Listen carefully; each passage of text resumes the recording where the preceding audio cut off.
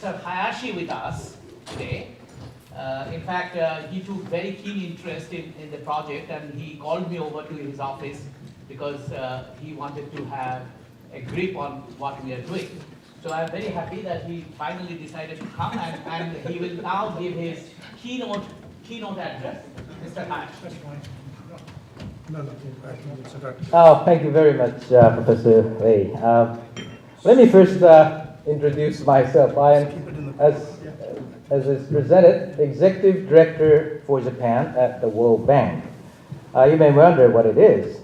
I am the member of the Executive Board who approves loans, investments, and guarantees, who approves budget of the World Bank, and we discuss policies and strategies. So you may think me as a member of the Executive Board of a financial institution. But my title is also ED for Japan. We have ED for USA, ED for India, who is also ED for Bangladesh, for Bhutan, and for Sri Lanka, but definitely not for Pakistan. So as ED for Japan, I represent the government of Japan. So you may regard my job as just as our ambassador to UN or to UNESCO or to international organizations. So how do I reconcile these two jobs, my dual responsibility, conducting a fiduciary role as a member of the executive board and representing the government of Japan? That is very easy, because what's good for Japan is good for the World Bank. And what's good for the world is good for Japan. At least I hope so. The reason I started my address with my job description is these are things that I would very much want from Professor Ray and from academics in this project. Please give us practical solutions, which is good for a person or for a corporation, which is good, that is good for a country, and that it's good for the whole world. We need those solutions in energy, in climate change, and trade, and in everything. So that's the academic professions are for. Now then, what are the problems that Japanese companies will be facing in India? If you went to a bookstore in Tokyo and looked for books about India, maybe 10 years ago, you'll find many books that are on culture, on food, on religion, on lifestyle, and so forth, but not really on business. And the anthropologists, or those people who like those books, would look at the differences from Japan. Their profession is to talk about their uniqueness of India. And when you are in business, you have to look what is common. You have to agree on something. So as Japanese, more and more Japanese companies are in India, we are finding in these days in the bookstore a plethora of books on India, doing business in India. But still, many Japanese companies are finding difficulties in India. I have with me a survey done by JDIC last year. They sent out questionnaires to Japanese companies. Have anybody introduced it? No? Yeah, I have a copy of that report. Okay. Let me introduce some of them. They asked the Japanese companies which are the overseas country or region that is most promising in the coming 3 years. Number one has been China, but India has been number two since 2005, followed by Thailand, Vietnam, and Indonesia. And they also asked what's the reason for the prospective market. And for India, many people, the first most cited answer, the reason to go to India is the future market, which is shared by 90% of the questionnaires. And then the third one was the present market size, and this, which was supported by 24%. The second most cited reason was the cheap labor by 40%, and the fourth reason was the good labor, which was supported by 22%. They also asked the challenges in the Indian market. The most cited answer was infrastructure, 48%. The second was competition, 38%. The third one was the legal system and the operations and frequent changes in the operation, 31%. The fourth one was tax system or tax collection, 29%. And the fifth was increasing in labor costs, 22%. So these are the things that the Japanese companies say. Some of them complain about the difficulties. Competition is a difficulty. Oh yeah, but you need competition when you want to get in the profitable markets. Yeah. If you may want to go to Somalia, there may be much less competition. But when there is a profit, there has to be some competition. But some of the Japanese companies have been difficulty dealing with the labor union, and the labor cost in India has been increasing more than the cost of inflation. And many Japanese companies would want to be prepared for all the risks before getting in, and they put a certain premium on that. So these are the difficulties. Some are common to all foreign companies, and some are very unique to Japanese companies. I was in Accra, Ghana last month, and I and my colleagues and I visited a 4-star European brand hotel in Accra, and because it was our IFC, the private arm of the World Bank, has invested in that hotel, and we went on a tour of the hotel, and we went to the executive floor, and at the rooms and the lounge of the executive room, we found Sony TVs, where we usually find Korean TVs, you know. Yeah. And I don't know how many of us can tell the difference of the screen between which is good or which is bad, but we can surely tell the logo. It deliberately puts Sony TV on the executive lounge. That was a very strong message, and I don't know how Sony people would react to that. What's their strategy selling TVs in Africa or in India? How will they? Well, I want your study can give those Japanese companies some practical advice how they can retain those brand values. Yeah. But penetrating the huge market in India, how do they reconcile those things?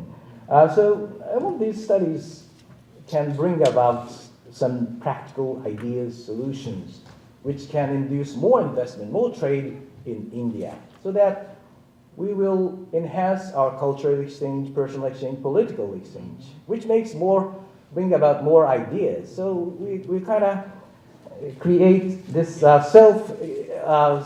sophisticating cycle between these things. India is itself a very big economy, but also you see India as a hub of enlarging South Asia. I know that compared to Europe or East Asia, South Asia is the least integrated economy. And there are a lot of geopolitical difficulties in integrating the region. But if you look towards north through Afghanistan to Central Asia, or if you look east through Myanmar to Southeast Asia, I'm not talking to the west because this isn't quite a right time because of many things happening in the west of South Asia. But if you look at those areas, there are a lot of opportunities and natural resources in water and in energy. And as ED for the World Bank, I have to add that there are a lot of poverty in these areas. So I want to see India not in itself as also as a center of this increasing economic opportunities. We say it takes two to tango. For a man and a woman, 2 is an optimal number to dance, to whine, or to love, or to fight. When we have 3, it's get too complicated, at least for me. But for country-to-country relationship, 2 is not an optimal number. I was once executive assistant to the Prime Minister Fukuda. That was 4 years ago, which means in Japan 4 prime ministers ago.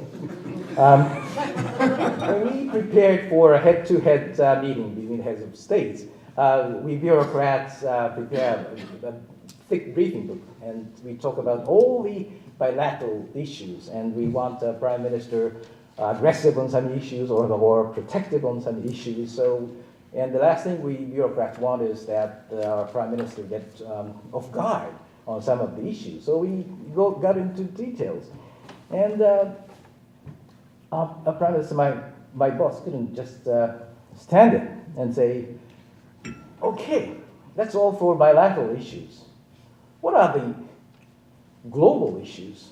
What can we talk with the U.S. president?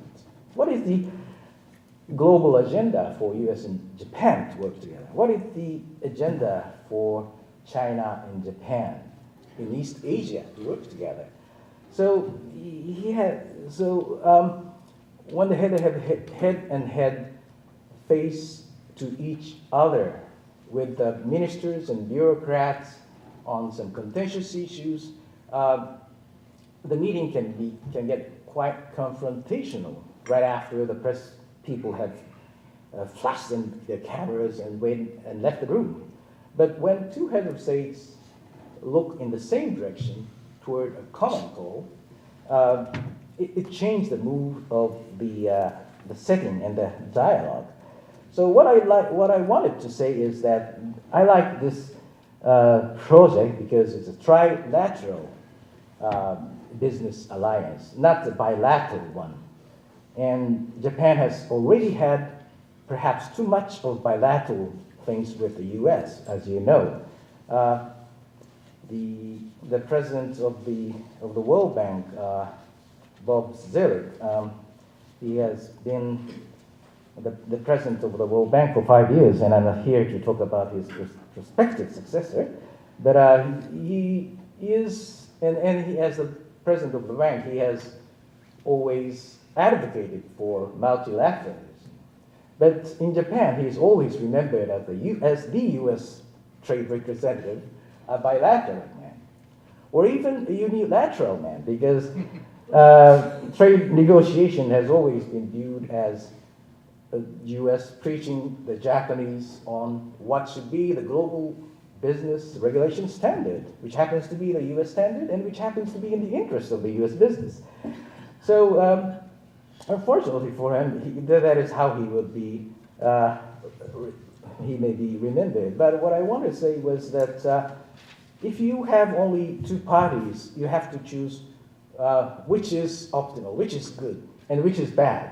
But if you have three parties, you would not only look at differences, but you will also tend to look at similarities between the three and try to find what is the optimal solution for all the three people, not to choose between the two.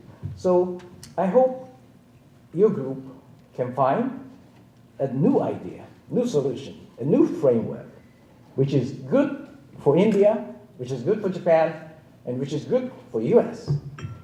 And hopefully, and definitely, which is good for the whole world. So that is my plea from a Japanese executive director for Japan, who is struggling with the dual responsibility every day. My Japanese perspective, which is at the same time a global perspective. I wish you all the good luck to the study, and I'm confident about that. Thank you very much.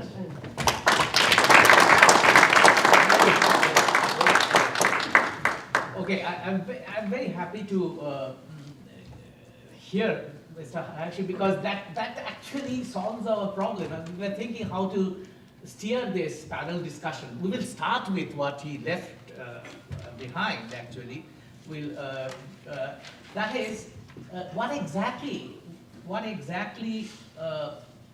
Japan can do, for example, Sony can do in particular, in order to penetrate into Indian market without compromising its brand value. That's a very key question, not only for Sony. That's this emblem of Japan's quality and brand. So how could we solve this the paradox?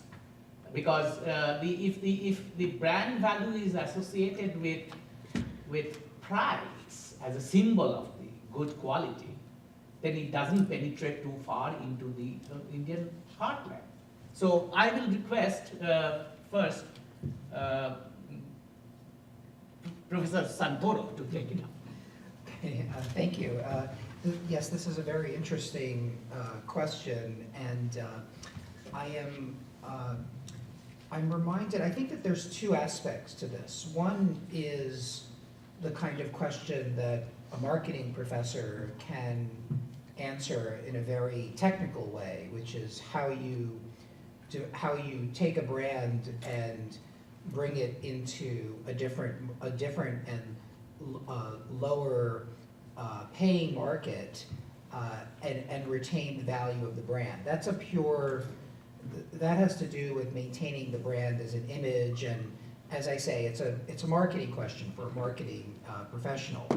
But as we're dealing with matters of international economics, I think that the question of maintaining a brand in a less developed economy like Africa and like India raises the specter of the protection of brands, which both Japan and the United States really participated in. KNRN and the US Chamber both created the system of intellectual property which we live within right now. And what we've seen in the area of pharmaceuticals is that it just doesn't work. The idea that multinational corporations from rich countries will, by force of law, by force of the GATT and through the WTO, are going to enforce a standard of brand and of IP protection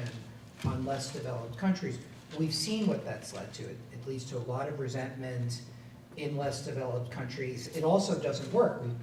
India has benefited from that because the Indian generic pharmaceutical industry has benefited from the fact that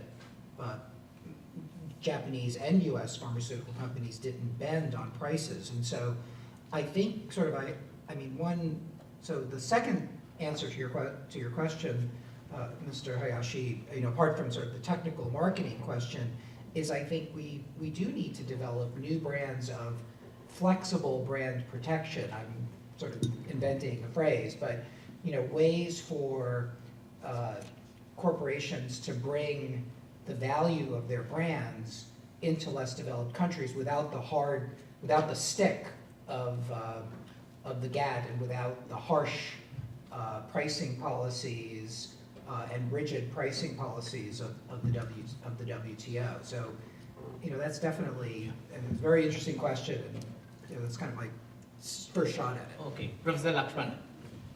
Yeah, my response to that very interesting question, it goes along the following lines.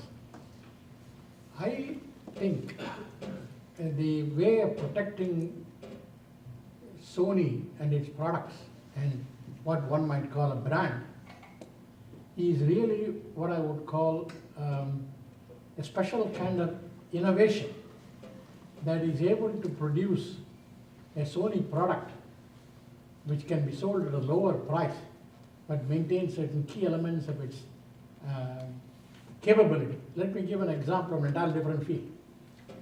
In India, there is a large scale, the banks open branches essentially in the cities. In the rural area, where almost 3/4 of the population live at the moment, there is very, very little banking industry. There has been a recent innovation by State Bank of India, which has been tried and is going to be emulated, I hear, is like along the following. It costs too much money for the bank to build a building, operate it all in the rural area, and very little access. Instead, they have developed some workers called roving bankers who go with their own computers and their own equipment for fingerprinting and taking of your eye identification. They go to the villages where women who want to save money can come up once a week. They go to each village. In Maharashtra, it has been being tried. And there they take a photograph of them, unique identification. They bank their money, and once a week they can take out the money. This has allowed quite a bit of savings. The women are able to accumulate, which would have been otherwise spent by the husbands, I'm told. So this is an example in which Sony being a high quality product, it can only meet some of the elements of what we call the middle class in my presentation. To reach other people, it could produce a cheaper version of the key product. That's one way to protect the brand, and companies have always done that. The Koreans are doing it, the Japanese could do it. So the way to protect your brand is by more innovation, but more value innovation for different markets. Thank you. Okay, Kiyoshi Kobayashi, Kobayashi Sensei. Okay. The brand of Sony's brands, in my terms, can be regarded as virtual commons shared by producers and consumers.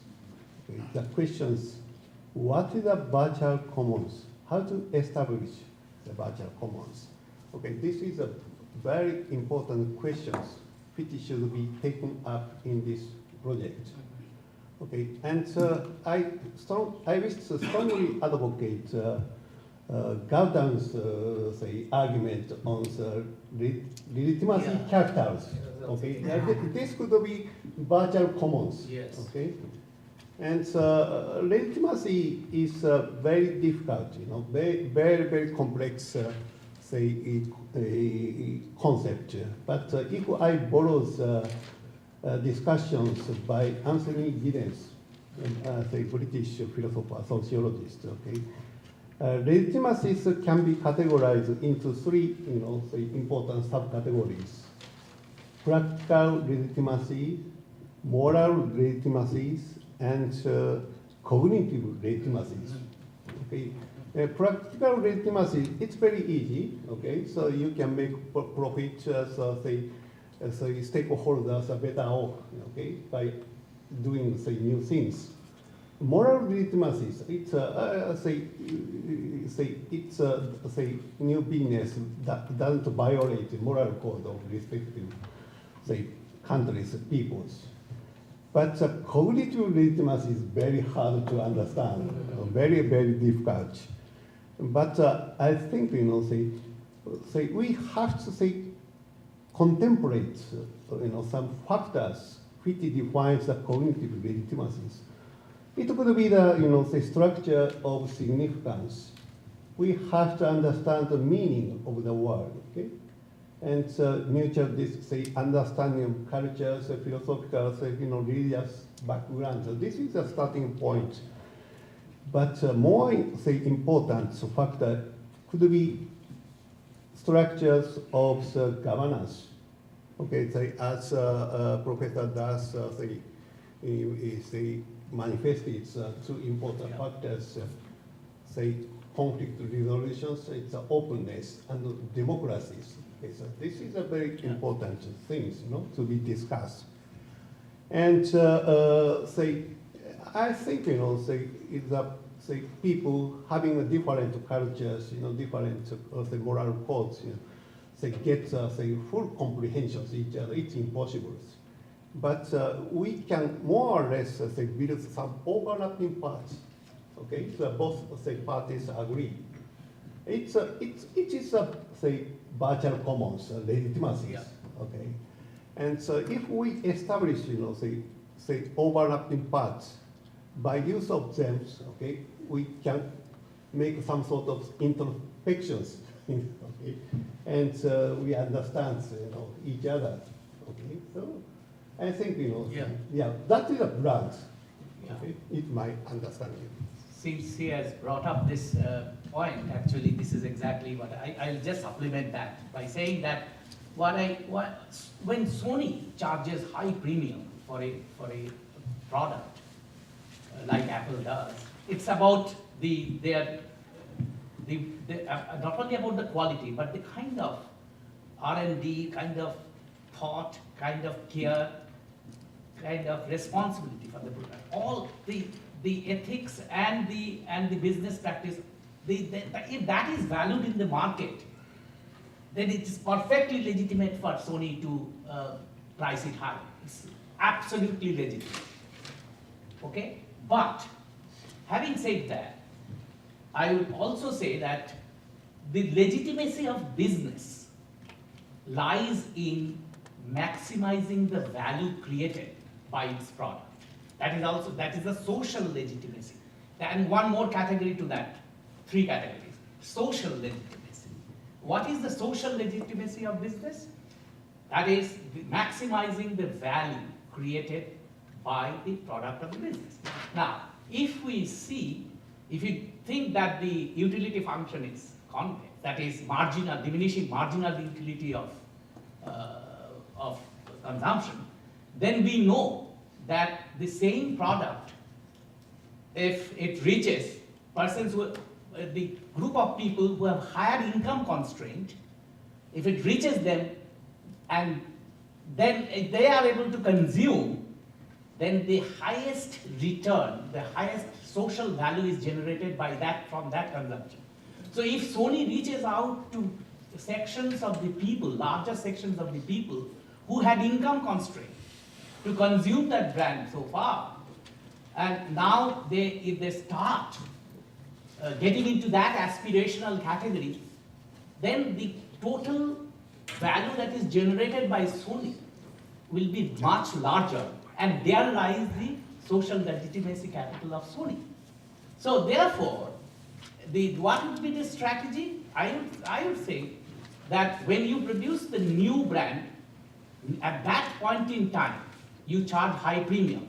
But slightly, you think about it, that you shouldn't give it a 1 year or 2 year to slash the price. It is okay if you decide to slash the price for reaching that Sony brand to larger segment of the population within a year of its production. That would be, in order to generate more value out of that creation, I think that will be quite legitimate. So 1 year high premium, and thereafter you bring out that within that 1 year you should have another model of Sony coming out, new model. Then again you charge high premium for the new model, but the older model should be allowed to be produced, and that should reach out to the larger segment of population. Why India? You think about America also. There's a large segment of population who would be ready to buy that. So that kind of model, perhaps you can think it will be effective. Business. Another thing is to pick up the right point in the efficiency, effectiveness frontier. So that point would be, I think, very, very good. That after 1 year of the shelf life of the product, you get down to that price where the Sony good will be more effective. That is, it will meet the needs and aspirations of larger segment of population. Okay, so now Mr. Das, Professor Das. Can I also comment on a few other things? Let me pick up the point about legitimacy first. Or maybe the last point was about pricing high and then lowering it later on, maybe because of higher volume and so on. These are business considerations which are traditional, and managers, as far as I know, and I've been as a business practitioner for 17 years before I joined academia. These are kinds of things that are calculated all the time. And then you take risk, and if it pans out, then of course you go to the price reduction and have price competition. But in the meantime, there are competitors that you have to think about, and there are all kinds of other considerations. But coming to alliances, I just heard about Mr. Kobayashi's point about legitimacy, 3 types. And it just struck a bell because in 2007, which is what, 5 years ago, I do have a paper in Journal of Management Studies which talks about inter-partner legitimacy in alliances. See, because that's my focus.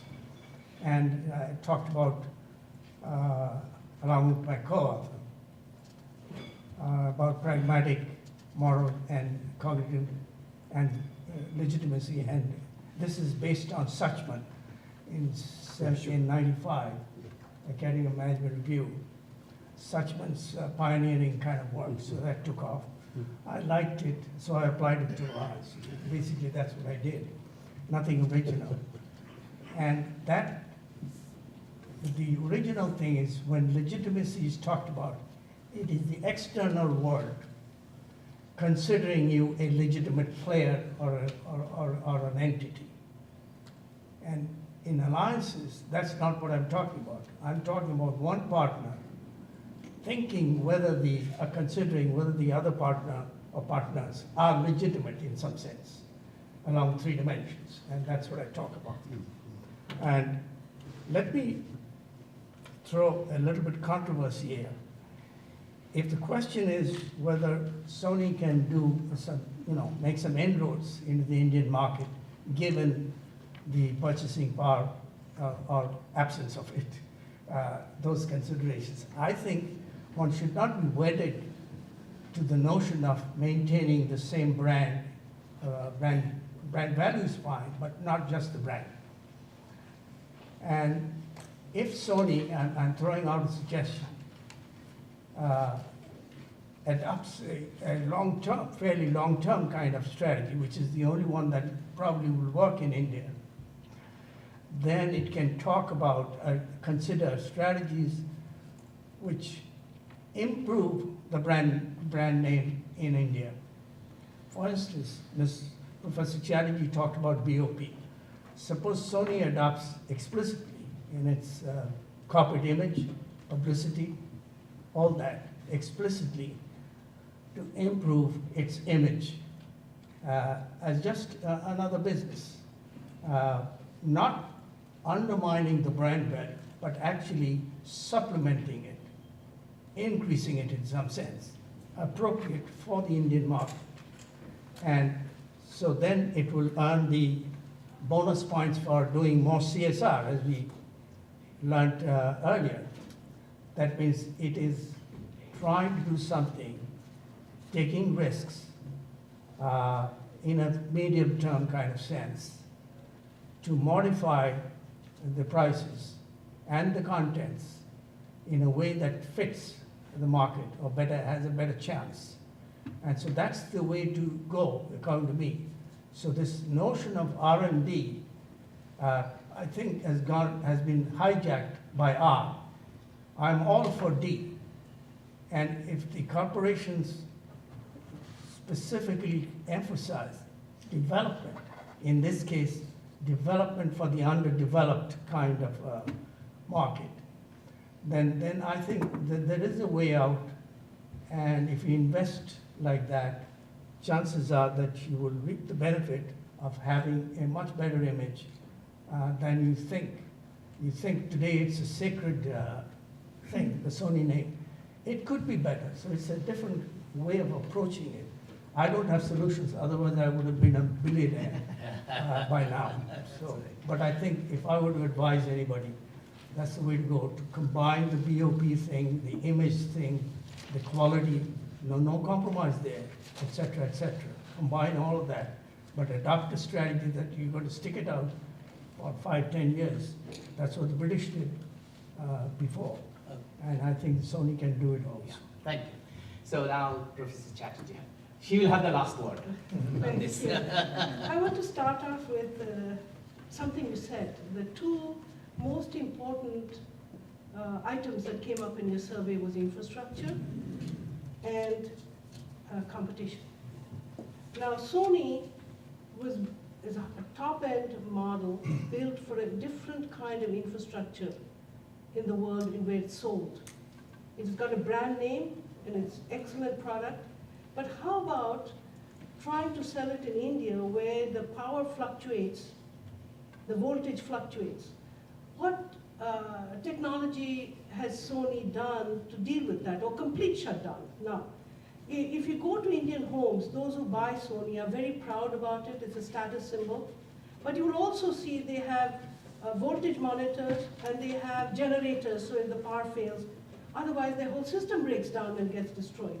So it seems to me that if they have the problem of competition, they're competing with Chinese products, which are break down and is lower status. So when you're competing on price point, you can only measure a small, meet the needs of a small person.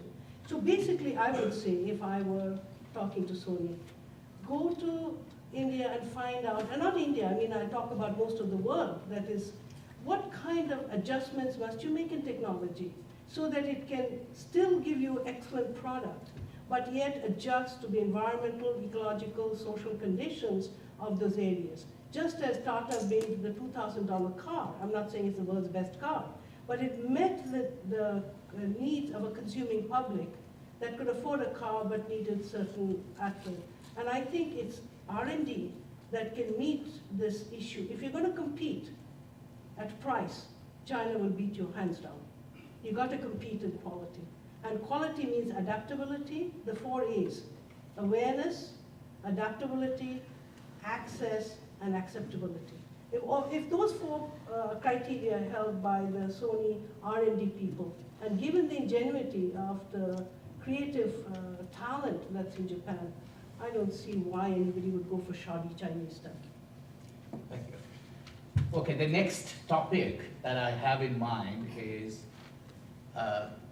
the vulnerable population across these 3 countries. That is the aged and the disillusioned youth in Japan, and the poor and unemployed population in India, and the poor and unemployed in USA. So how these US, India, Japan business alliance could address this problem? Professor Lakshmanan first. All right.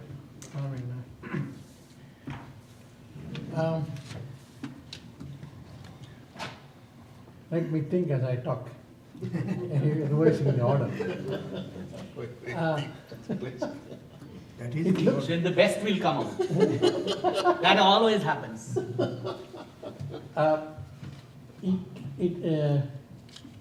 It appears that in terms of the complementarities between these 3 countries. Can you repeat your question once more? The question is that we are now focusing on the vulnerable populations in these 3 countries.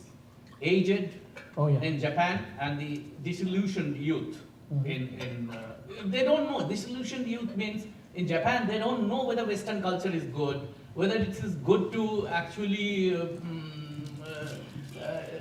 learn English, for example, and they don't know actually, they don't even care to think what will happen to them. They have no aspiration, no ambition. So this group and of course the poor and the unemployed in these 2 countries, USA and Japan. What do you do with that? How our business alliance will address these 3 groups? Okay, I think this is too broad a problem for me to address in a few minutes. I will probably take a couple of days, but let me select some subset of this problem. For instance, it is a fact that in the last 5 to 10 years, for the first time, in the United States, for instance, has always been, most of the economic commentators have made the point to the fact that they have a low level of unemployment, especially of the youth in the United States as compared to Europe, and to some extent since the 90s in Japan as well. And for the first time, starting in 2005 and accentuated by the recent Great Recession, the American younger people have very high levels of unemployment. This is not because of there is partly because of the problem, there is a financial meltdown and the unemployment created by that. More importantly, the result of a very long-term shift, secular shift in the way labor markets are functioning in the United States. It is a situation where as the economy is moved from classical industrial production of standardized products to knowledge-based industries, which require high level of education, high level of training, etc., there is a certain group of people who are knowledge economy. They have high levels of income, high levels of employment and economic engagement. And given the the wage level in the United States, a lot of the production has been essentially outsourced from the United States. A lot of professional business services has also been outsourced in the United States. There's a lot of people who do semi-routine functions have essentially become unemployed. This kind of a situation is comparable to what the American commentators have been gleefully commenting about the superiority over Europe, where there's a high level of youth unemployment in Europe. So it seems to me that this problem is not a problem that can be solved in a short time. It is a problem that involves a longer term effect, tied up with issues of income distribution, tied up with the issues of education. Yeah. And in the United States, for instance, if you look at it, among the black population, a significant portion of people in the in the 20 to 30 age group are in jails. We have the highest rate of incarceration of people in the world, more than Russia or anybody else. Then among the whites, people who used to get jobs after high school no longer get jobs. So there has not been enough upgrading. So I'm saying the kind of unemployment problems in the United States are quite different. To some extent, the Japanese corporation, which is committed to full-time employment in a corporation in the 80s and the 90s, after the recession, in Japan in the late 90s and the 2000s, it has also had a different labor market. And this problem cannot be solved shortly. They require long-term secular solutions of adjusting the labor market. Yeah. So that is a complicated. I understand. I'm sorry. Perhaps I have not chosen the right question. It is too involved. Professor Santal. Yeah, well, I think Professor Lakshman makes very excellent points, and I just want to kind of follow up on what I understood to be one of them. And I think we've obviously, we've actually we're in the tail end, I think, of what's going to be the golden age of poverty reduction. I mean, I think the rise of China alone makes the world record look really good on poverty reduction. So the World Bank is doing really well if you're going to measure poverty reduction. But basically a lot of it is due to what's happened in China, and some of it is due to what's happening in India. But I think that's going to be it for the low-hanging fruit of poverty reduction, and the end of solutions that are macro-based. And I think I agree 100% with Professor Lakshman that the next set of solutions is going to be very multivariate and specific. Education, how can you address jointly this US, India, Japan education? Can there be an alliance in education system? Is it possible? I don't know what that means.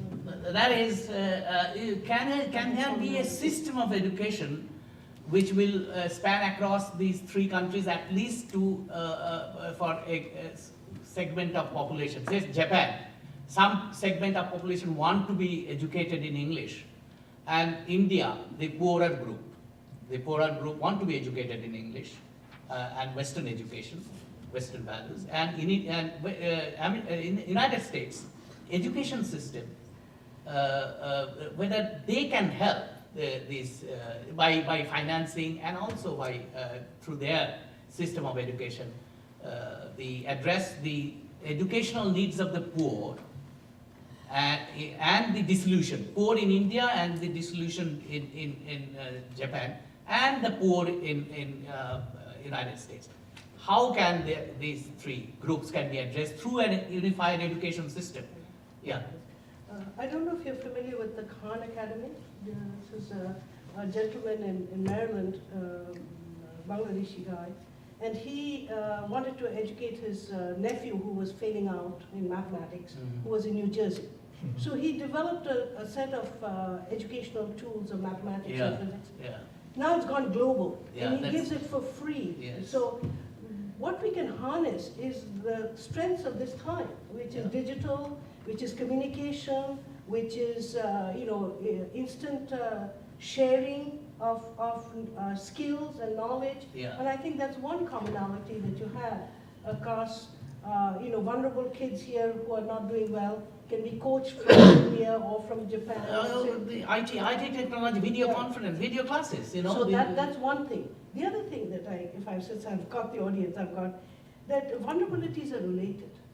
Old people in Japan are vulnerable on health grounds, maybe on social isolation grounds. Young people are vulnerable because they don't have jobs. Can we be creative? And I have no answer.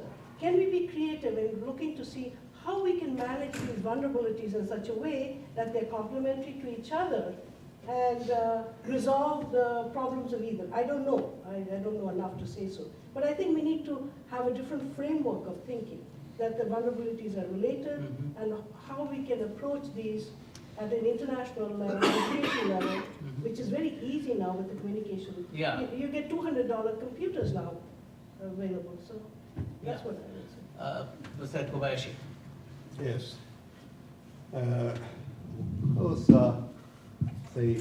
I acknowledge the importance of education, okay? And, but now, education systems is now, going to be standardized. Okay, some countries try to export, education systems. Okay, so, and this kind of driving force may help us, Okay, but the questions is, vulnerable populations is emerging problems. Okay, and we have relevant material to be for education. That's the questions. We don't have the solutions. Okay, we understand what is going on, but still we are lack of relevant theory to understand what is the vulnerable populations. Okay, and recently I read a very provocative report, growth report, written by Michael Spence. You may be Michael yes. Spence, yeah. And he mentions, okay, if we will developing countries keep, the pace of the growth, the current growth rate, his predictions is in 20 years, okay. And now, in the world, we have 220 countries and regions, but more than 180 countries, will become more than middle income countries. Okay, so what is the consequence? Okay, we have the literacy developing country in the world. It's a kind of exceptions. And so, poverty issues no longer, international problem, okay, north-south problems. It becomes domestic problems. Okay, so you raise, poverty issues, aging issues, all becomes domestic issues. Okay, so in such circumstance, okay, so domestic, government, corporations, multinational corporations, and citizen relationship is very, very important to solve this kind of, problems, okay? And also, okay, Japan has a very serious aging populations, okay? The share of the, senior persons to the total populations is the highest in the world. Okay, and so they still aging process are going on. Okay, we are struggling with how to solve these issues, but this is experiment. Okay, in sooner or later, many countries are faced with say, similar, say problems. Okay, for example, Korea, China, say their aging process has geared in this year. Okay, and say in several decades, India population growth will stop. Only African continent say population increase. But okay, this we are some sort of Japan's, US and India's kind of front runners. Okay, and they are struggling. They have the duty to find out, solutions. Okay, and so. We could be specialized respective matters and theorize, and later we can share them common. Absolutely. That is important. Okay. Absolutely. Right. Professor Das. Let me take a stab at it.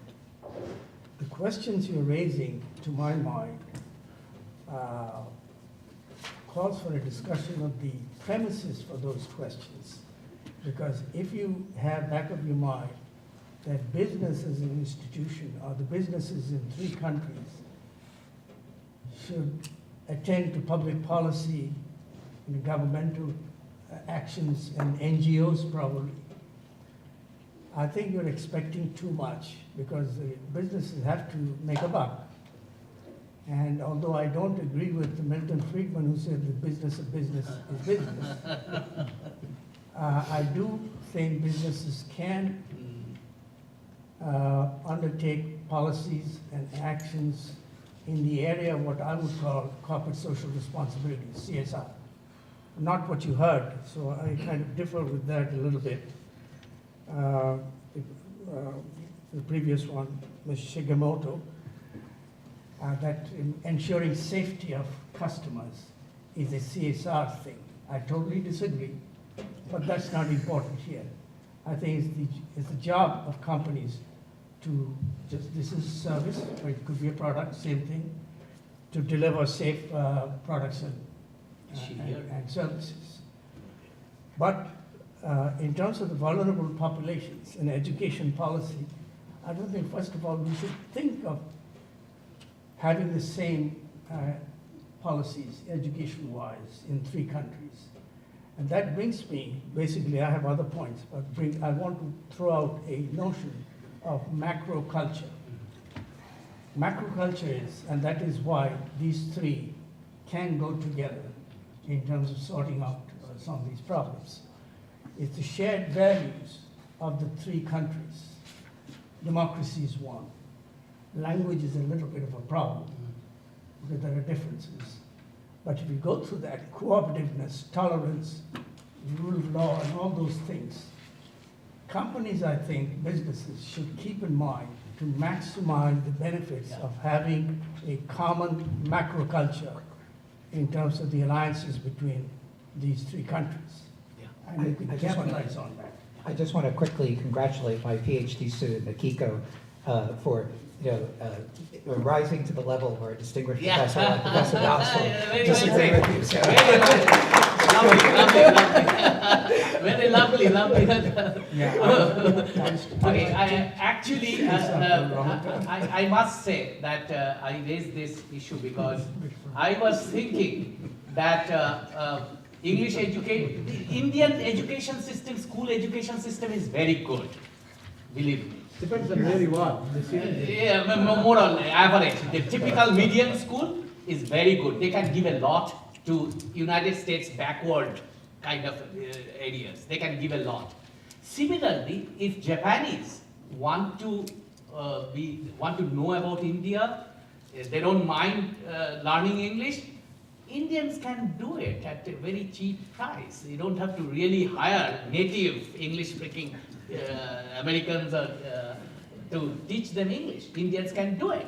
So, and mathematics, as Professor Chatterjee said, it's a forte of India.